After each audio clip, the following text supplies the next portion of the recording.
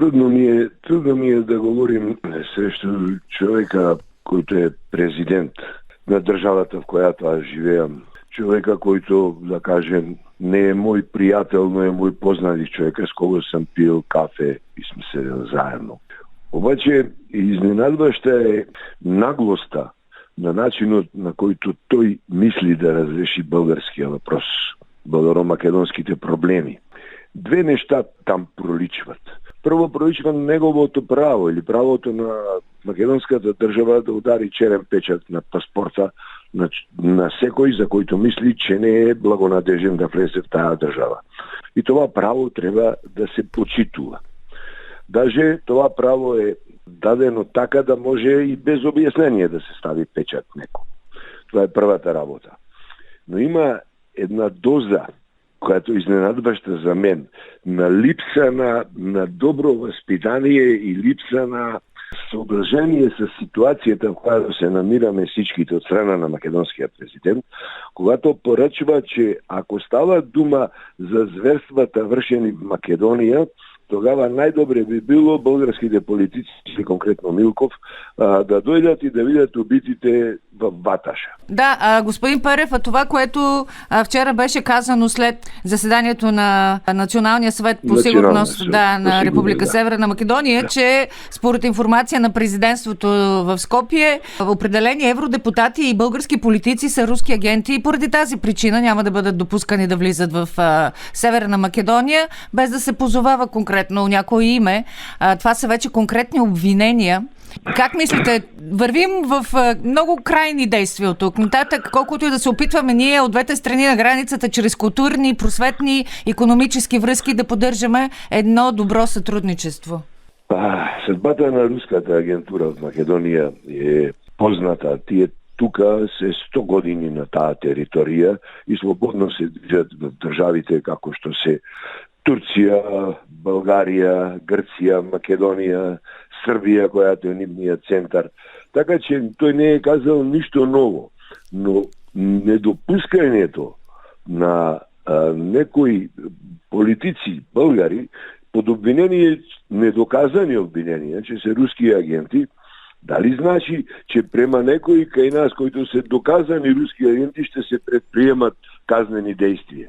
Како мисли некој да разреши въпроса само с едните, а да не помисли и на другите, на своите, на близките? Така че тая работа е съвсем лабаво поставена, съвсем неотговорно и с обвинение само към една страна. Тежестта на проблемите да се прехвърли само на българска страна. Нещо, което е познато отдавна и което често се слуша и се движи ни социалните мрежи. Да се върнем назад. Ако говориме за Ваташа, България го има истият случай с стрелани младинци, там България даже по-жестоко и с деца, в село едно Яребино или Ястребино ли, не знам. Да. Ястребино, по време на Втората световна война. И това не е нищо нити необикновено, нити това е продукт на една ситуация, на една световна война, където ние трябва да го констатираме с жаление, и да се потрудиме такива неща да не стават вече тук.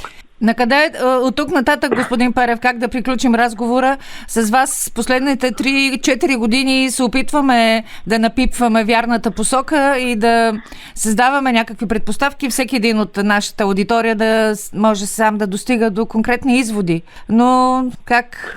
В Македония има голема разлика между делата и това, което и речите. Кога се говори се за добросъседство, как сме ние добри и другите лоши.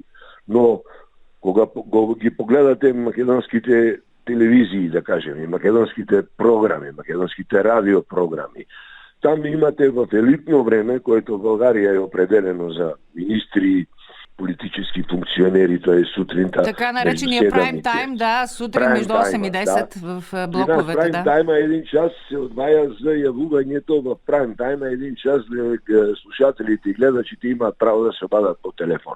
Това време е ангажирано за антибългарска хистерия. Аз съм мислил, че се около 200 души, платеници на всички партии и режими, без пардон, и демократи и недемократи при Македонија, които трујат обществения простор с антибългарска кампања. Един познат мој редактор и собственик на един портал, който добре разбира работата на троловите и ботовите, които работат по социјалните мрежи и телевизиите, казва, че това се едно 50 до 60 души, финансирани од партиите, снабдени с електронски уреди, добри телефони и системи за телефонирање, които имат предимство за јавувањето в телевизиите и тие редовно секој ден од 7 до 10 часот го трујат информативниот простор в Македонија.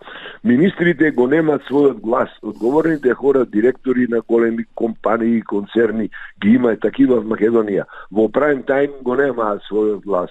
Во својот глас го имаат оние които само шират антибългарска кампања. И на къде? Как да приключим разговор с вас? Аз съм оптимист, че България ще разреши въпросите, които има с Македонија в полза на правата на македонските българи тука. Истата беше ситуацијата и с Грција, когато грците беха обиждани с новите цигани. Да не говорим албанците, на какъв тормоз беха в Югославија и в Македонија подведени, но тие ги грабнаја пушките враце и ги извојуваја своите права. Мислим, че българската политика, преди всичко българската дипломација, мислим, ще извојува международната борба за правата на македонските българи, а българският парламент ще пружи достојна поддршка на своите дипломати и политици. Журналистът от Скопие Владимир Перев, част от екипа на българското електронно издание Трибуна МК в ефира на Радио Благоевград.